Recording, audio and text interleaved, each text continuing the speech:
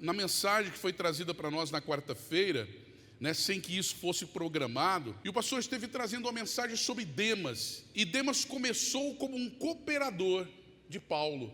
Paulo diz isso, né, nas cartas ele manda lá uma saudação a alguns, ele diz, e entre esses está Demas, o cooperador. Aí já numa outra menção que Paulo faz, só repetindo aqui a parte dessa mensagem, Paulo já cumprimenta Demas como apenas mais um.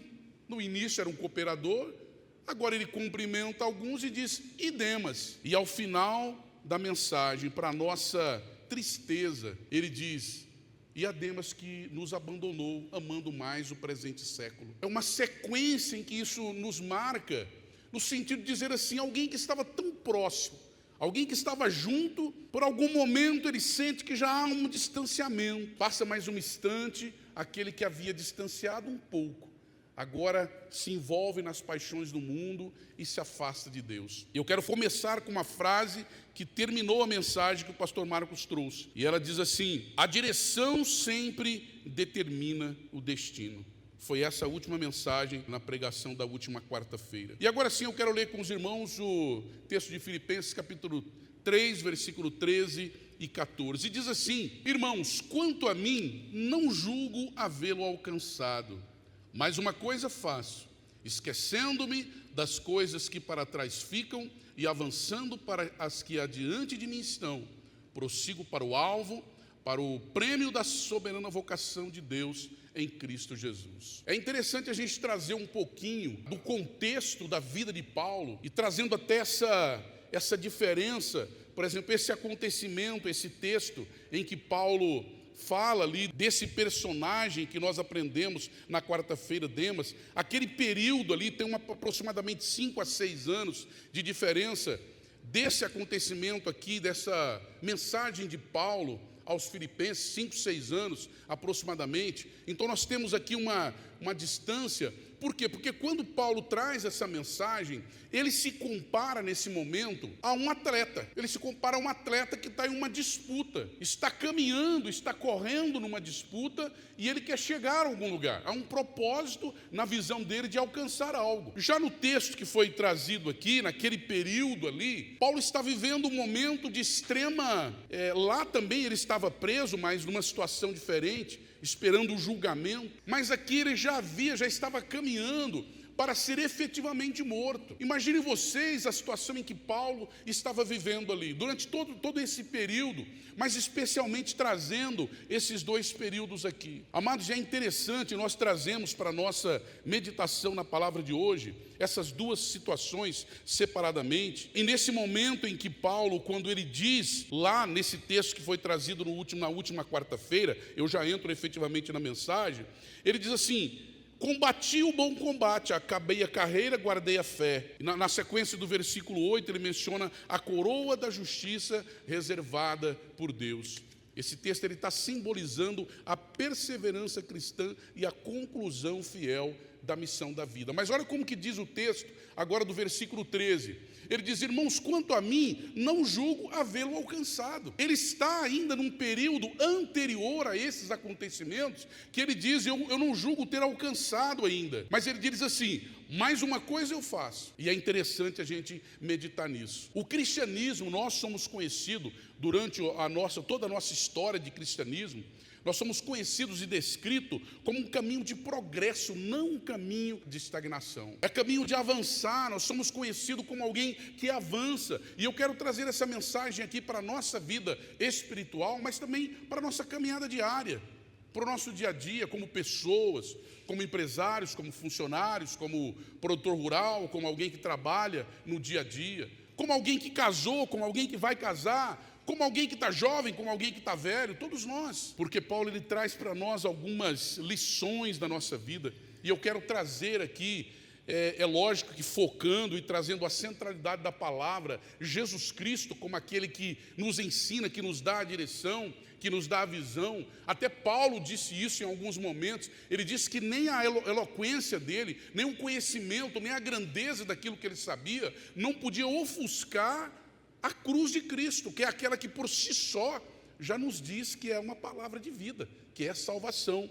Mas eu quero trazer alguns exemplos aqui pelo apóstolo Paulo que nos deixou. É interessante esse início desse texto, quando ele diz assim: uma coisa faço. É a importância que Paulo nos dá do foco, da gente ter foco naquilo que nós queremos. Amado, quando nós apontamos uma direção, é como, por exemplo, um piloto de carro, um piloto de Fórmula 1, se ele vai correr em uma pista e lá na frente, adiante daquela pista, na reta, tem lá um muro. Se ele ficar focando para aquele muro e dizendo: olha, ali tem um muro e eu não vou conseguir passar, e não procurar uma curva, uma saída, um local onde ele possa desviar e prosseguir a sua caminhada, provavelmente ele vai acertar aquele muro. E é por isso que Paulo está dizendo aqui: uma coisa eu faço. Ele está dizendo que ele tem foco naquilo que ele quer. Aí o segundo momento do texto ele diz: esquecendo-me, vai deixando de lado. É o ato de não deixar o passado, o pecado, ou o sucesso, ou enfim, as coisas que são boas, mas as coisas que são ruins, nos paralisar. E essa é a mensagem que nós queremos deixar para nós hoje. Na quarta-feira aprendemos que são nos nossos propósitos, é na nossa missão que Deus tem para nós, que às vezes a gente vai deixando de lado, vai esquecendo dessa missão, os propósitos que fizemos com Deus vai deixando de lado. Mas aqui Paulo ele nos alerta para uma outra coisa, que é a nossa caminhada de fé, que é a nossa vida com Deus. Amados, e é interessante quando nós vemos esse texto, e ele diz: esquecendo-me, que é o ato da vontade de não deixar o passado me chamar a atenção. E às vezes nós queremos também só esquecer as coisas que são ruins, né? Eu quero esquecer disso aqui, porque isso aqui não me faz bem mais. Isso daqui, né? Não, mas ele está dizendo também, e é interessante a gente trazer essa visão de Paulo. Por quê?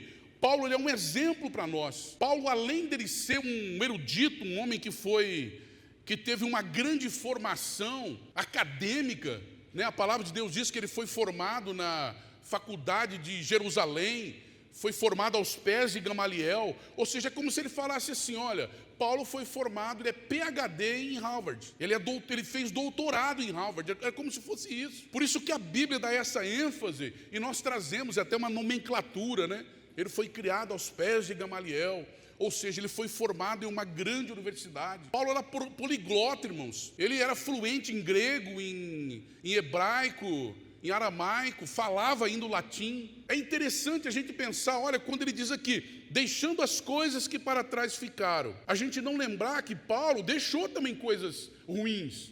Ele, por exemplo, era um perseguidor dos cristãos. Ele perseguia, ele matava. Tem um texto que ele mesmo diz que ele pediu 3 vezes para que Deus tirasse o espinho da carne dele, que às vezes, teologicamente, é uma grande discussão do que é, o que possa ser. E ele diz: 3 vezes eu pedi para o Senhor para tirar o meu espinho da carne, e o Senhor disse para mim: a minha graça te basta. Então são coisas ruins que Paulo quis deixar da vida dele, mas também um monte de coisas boas. Paulo, além disso tudo, também ele era herdeiro de uma fábrica de tendas. Talvez hoje para nós falar assim: alguém que sabia fabricar tendas, né? Não faz muito sentido. Mas imagina para aquela época, alguém que sabia fabricar tendas, que tinha esse ofício de fabricar tendas. E Paulo era um herdeiro, né, de uma fábrica de tendas, era alguém que era bem sucedido.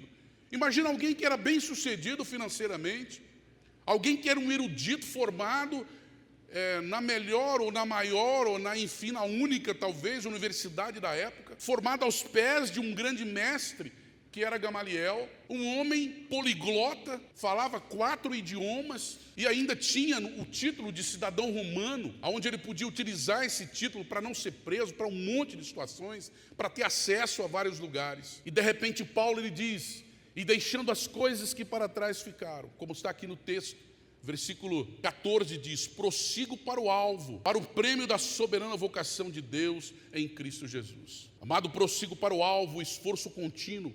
O alvo aqui não é uma coisa. Ele não está dizendo: o meu alvo aqui é chegar a uma cidade, não. Ele está dizendo que o alvo dele aqui é Jesus Cristo.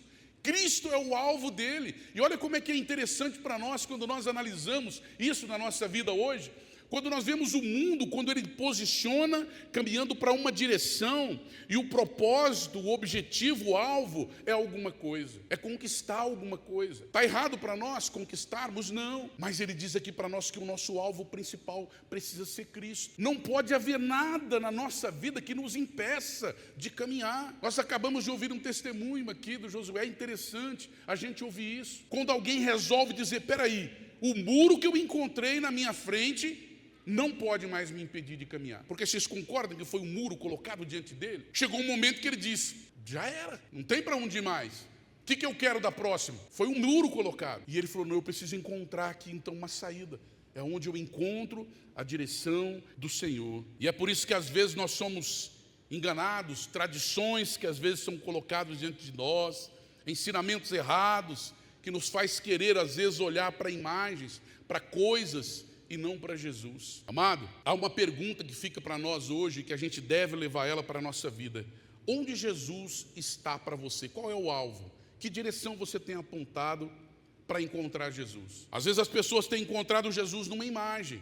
Não é assim às vezes? Pessoas criam uma imagem de Jesus para poder focar nela. Às vezes na penitência, às vezes na riqueza, às vezes na bênção, às vezes no milagre, no sobrenatural, numa emoção. Às vezes as pessoas procuram Jesus assim. É como um corredor que está correndo um caminho, uma direção, focado no final. Lá está o final da corrida. Mas ele está com muita sede. E de repente ele olha de lado e vê um copo de água gelada. E ele, em vez de passar por aquele copo, receber aquela bênção, mas continuar a caminhada, ele prefere parar um pouco para beber outros copos de água, para jogar um pouco na sua cabeça, e enquanto isso outros vão passando. E às vezes enquanto os outros passam, vem o desânimo, vem aquela de dizer, puxa vida, já que eu perdi mesmo, agora eu vou ficar por aqui. Mas existe uma outra pergunta também, onde Jesus não está para mim? Primeiro nós encontramos uma pergunta, onde Jesus está para mim? O que ele representa na minha vida? Mas às vezes a pergunta é, onde ele não está para mim também? Será que é numa doença? Quando nós nos encontramos com alguma enfermidade, nós falamos, Jesus me esqueceu. Quantas vezes nós ouvimos isso? Na dificuldade, quando estamos passando por luta. Quantas vezes nós estamos numa caminhada, vamos orar por alguém, vamos aconselhar alguém, ele diz, olha, eu estou passando por essa situação aqui, quando eu passar por aquela situação aqui, aí eu vou procurar Deus. Como se aquela situação fosse o Deus dele, ou como se Deus não soubesse daquela situação em que ele está passando. Às vezes a culpa pelo pecado, a nossa culpa às vezes pelo pecado nos escraviza de um jeito que a gente não consegue ver Deus naquilo dali. A impressão que dá é que a gente está sozinho. E o inimigo fica dizendo, não, é verdade mesmo. É verdade, você é culpado. Olha isso daí, você é culpa sua. Olha, você não tem mais jeito.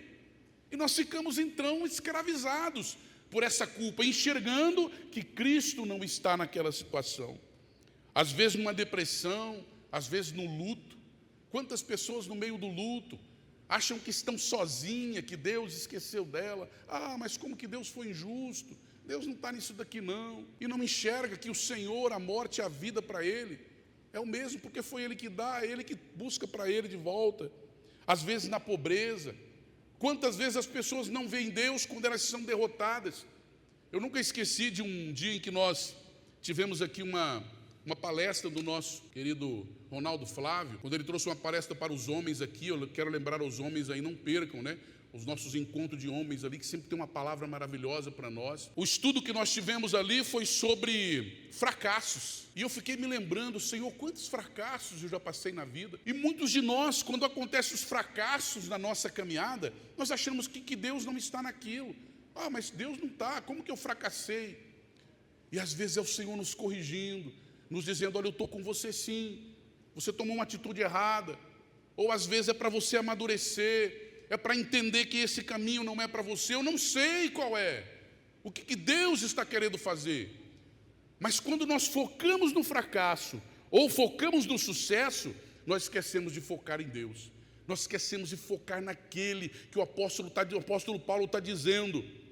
No versículo 14, prossigo para o alvo, para o prêmio da soberana vocação de Deus que está em Cristo Jesus.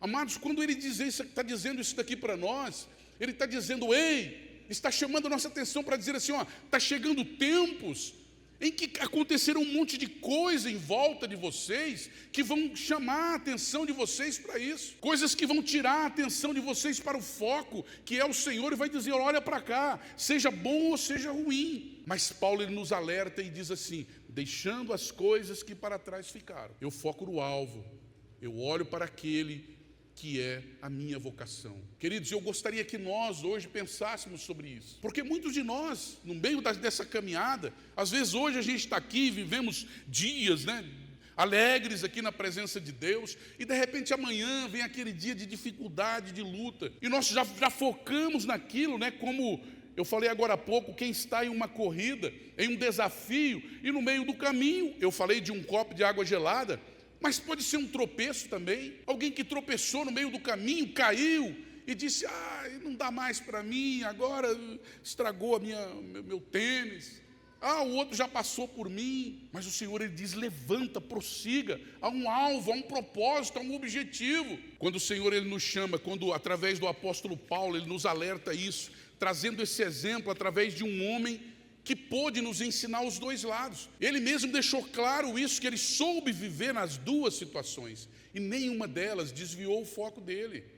Amado, é por isso que nós trazemos esse exemplo de um homem que era um homem bem sucedido, um homem rico, um homem bem formado, mas era um homem também que tinha os seus pecados, e que talvez ele poderia chegar e dizer assim: Senhor, eu já pedi para o Senhor 3 vezes, para o Senhor tirar esse espinho da minha carne, já que o Senhor não vai tirar, então eu vou me jogar. Ele poderia dizer isso, mas ele diz não. Ele diz assim: deixando as coisas que para trás ficaram, eu prossigo para o alvo, eu olho para o alvo, para Cristo.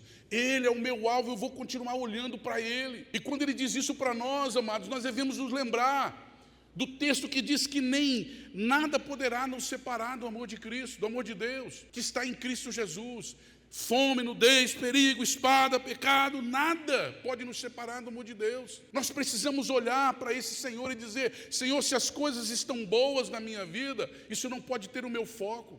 Se as coisas estão mal na minha vida, isso também não pode ser o meu foco. Nós precisamos entender que o nosso foco está em Cristo Jesus. Se apontarmos para o alvo, nada disso vai nos distrair. Ele estará lá. Amados, se nós apontarmos para o alvo, se nós olharmos lá, o ponto de chegada, nada vai nos impedir de alcançar.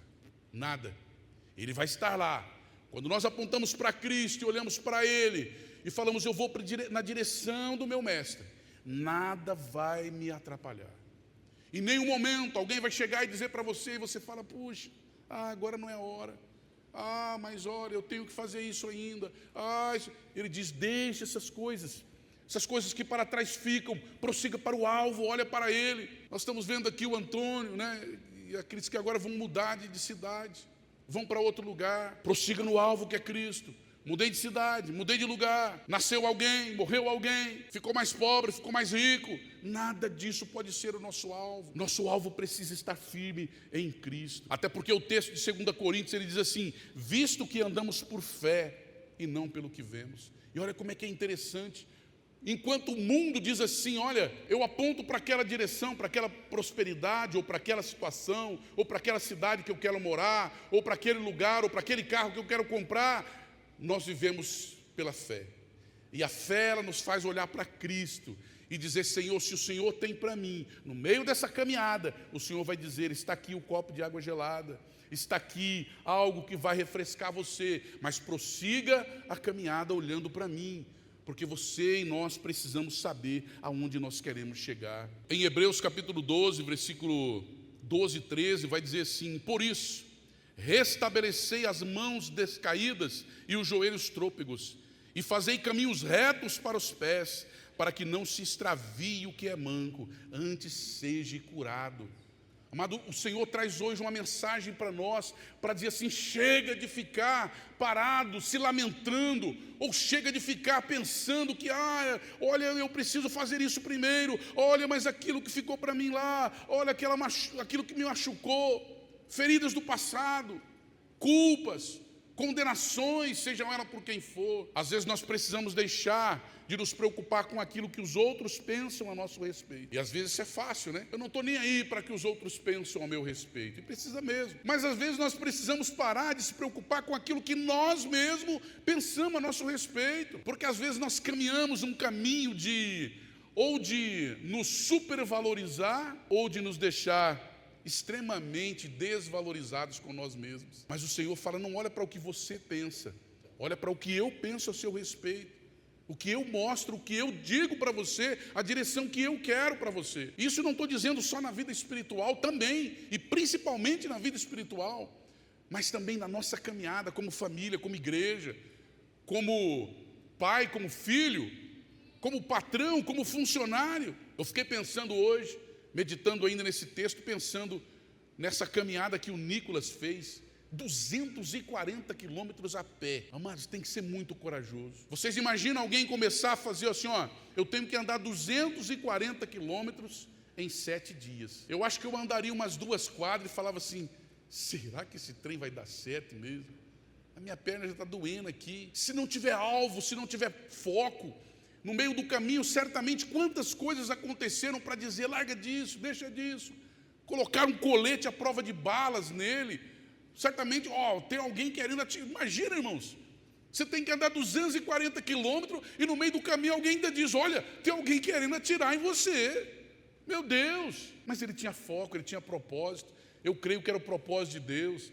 E às vezes a gente ajuda orando, mas fala, Senhor, meu Deus, cuida, porque quando o Senhor ele nos chama e diz assim, olha para mim, olha para o alvo. Ele está dizendo, olha para a Bíblia, que é um manual de regra, de fé e prática. Ele diz para nós, você quer um manual para saber como apontar para mim? Está aqui, a minha palavra. Ela é a única regra de fé e prática. Porque no meio do caminho nós vamos encontrar alguns que vão dizer, olha para cá, olha aqui tem uma coisa aqui que nós vamos colocar. Hoje virou muito moda isso, né? Pegar as coisas lá de Israel, lá de Jerusalém, e fazer com que as pessoas foquem nela. Mas o Senhor, Ele não nos diz isso, não. Ele fala para nós nem termos imagens dEle, nem nós colocarmos na nossa cabeça uma imagem de Deus, ou um lugar onde Ele possa estar, para nós encontrarmos Ele, aonde nós estivermos apontado. É assim que Ele quer de nós. Quando nós trilhamos caminho reto, colocamos os nossos pés para que não extravie, como está dizendo aqui em Hebreus capítulo 12, quando Ele diz para nós o chamado que nós precisamos deixar para trás, Ele nos chama essa atenção hoje, muita coisa que nós precisamos deixar para a gente andar mais rápido, para a gente correr mais rápido, para a gente atingir o alvo. Amados, eu fico pensando hoje, quando nós estávamos aqui orando, por aqueles que estão lá no Oriente Médio, na África, na Ásia, a gente orando, né, para que Jesus salve pessoas lá no Irã. Parece algo tão inatingível, algo tão difícil, mas quando nós estamos focados em Cristo, nós não olhamos para as circunstâncias que estão lá. Nós acreditamos, nós cremos que o nosso Cristo, através de alguém, vai entrar naquele lugar. Haverá alguém que vai romper, haverá alguém que vai estar com foco nele, que não vai ter medo de tomar um tiro, não vai ter medo de ser levado à forca, de ser decapitado, alguém que vai ser conduzido, alguém que terá foco para chegar naquele lugar. E para chegar naquele lugar precisa ter foco em Cristo mesmo. Agora imagina quando nós olhamos e vemos que alguém precisa ter foco para chegar lá na Palestina, lá no Irã. E nós que estamos aqui, diante de tantas coisas tranquilas que nós podemos viver e servir ao nosso Deus, qualquer coisinha já tira o nosso foco. Amado, se há algo que tira o nosso foco, e olha que é interessante nós pensarmos nisso agora, domingo que vem, nós temos a Santa Ceia. Nós vamos nos reunir aqui, diante da mesa do Senhor, e às vezes muito de nós, eu já vi muita gente que diz, olha, domingo eu nem vou no culto, porque eu estou precisando me consertar, eu estou meio assim, eu não vou no culto. Em vez de dizer, não, nada disso pode me impedir de avançar, de participar da comunhão com Deus. Amados, quando nós temos foco em Cristo, nós lembramos que não há nenhuma condenação mais sobre nós, que a nossa condenação já foi paga lá na cruz do Calvário. Discernimento para filtrar as tradições e os que os outros pensam a meu respeito e o que eu mesmo penso sobre mim. Quando Paulo diz esquecendo as coisas que ficaram, ele fala de todas as suas glórias, de todos os seus títulos, né? Como nós dissemos aqui agora há pouco, aquilo que Paulo era. Jesus ensinava também que o reino de Deus é entre vós. Ele diz assim, o próprio Jesus Cristo, quando ele fala para Lucas, por exemplo, Aliás, quando ele fala em Lucas capítulo 17, versículo 32, lembrai-vos da mulher de Ló. Ele faz esse lembrete para todos. O que a mulher de Ló fez? Ficou olhando para trás, ficou lembrando das coisas que passaram, ficou amando coisas que estavam lá, que o Senhor disse, esquece, não olhe, olhe para frente, olhe para o alvo, olhe para o alto. Vocês imaginam se ela estivesse olhando diretamente para o Senhor, ela ia se preocupar com aquilo que ela estava deixando lá, crendo nesse Senhor que poderia dar o dobro para ela. Foi assim com Jó. Quando Jó ele resolveu permanecer firme, olhando para o Senhor, a palavra diz que ele foi restituído muitas outras vezes mais por aquilo que ele perdeu. Agora a mulher de Ló, se ela olhasse para o foco, para frente, para o alvo, ela pensaria, aquilo que ficou lá atrás é muito pequeno diante daquilo que me espera lá na frente. E às vezes é isso que o Senhor quer falar para nós. Quando nós olhamos para o Senhor, o próprio Jesus falando em Lucas capítulo 9, versículo 29, sobre o homem que queria enterrar o seu próprio pai. Senhor, dá-me tempo para eu enterrar o meu pai. O Senhor diz para ele, e talvez uma palavra bastante dura, né? Talvez muitos de nós não entendemos, mas lá naquela época enterrar alguém para eles era muito importante, e às vezes passavam dias enterrando, velando, cultuando ali aquele corpo. Aí ele diz, deixa os mortos que enterram os mortos. Ele está dizendo, deixa as coisas que para trás ficaram. Nós estamos vendo aqui uma situação de luto, em que o Senhor diz para ele, deixa os mortos que enterram os mortos. Fica para trás, vira a página, vamos seguir adiante. Olha para mim, olha para o alvo. Nós vemos também o exemplo daquela mulher samaritana. Era uma mulher que ela ia ao poço para pegar água, e ela ia normalmente ao meio-dia, porque ela já estava cansada das outras mulheres acusarem, falarem mal dela, olharem para ela. E o próprio Cristo também não deixou de falar do pecado dela. Quando ela disse, eu não tenho marido, ele disse, você teve um monte, e agora o que você tem não é seu. Ele também lançou sobre ela o pecado que ela tinha. Mas ele deu palavras a ela mostrando que aquilo poderia ter ficado para trás. Para de ficar apegado a isso, olha para frente. Nenhuma condenação há mais para aqueles que estão em mim. Quando nós olhamos, por fim, a vida daquela mulher que ia ser apedrejada. Amados, olha a situação. Aquela mulher ali, as pessoas em volta dela, cada um com uma pedra, muitos ali acusando, Jesus olhando para aquela cena, esperando o que iria acontecer. De repente ele diz para ela, alguém te acusou? Não, nem eu também. Vai, não peques mais não, eu não te condeno mais. Ali naquele momento, Jesus apagando a sentença de condenação, de culpa, de atraso de vida para ela, uma condenação que levaria ela à morte, ela carregando aquela condenação que talvez nem mesmo ela devia, eu não sei também. Mas pessoas acusavam ela, condenavam ela por algo, e Jesus anula aquela condenação e diz assim, ó, não serve mais.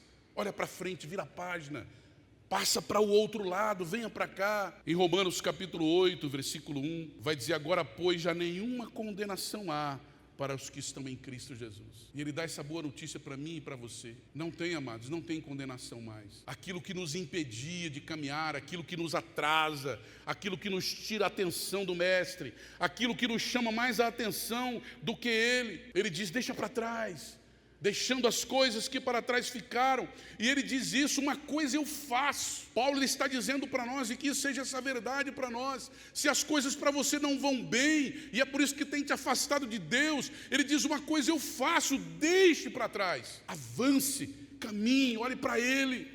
Tudo vai dar certo. É o casamento com problema, é a saúde em casa, é o pecado que nos assedia todos os dias, que nos atrasa às vezes. Se tem uma coisa que nos atrasa é pecado. Meu Deus do céu. Mas ele diz, nenhuma condenação há mais. Isso não pode te atrasar, isso não pode nos atrasar.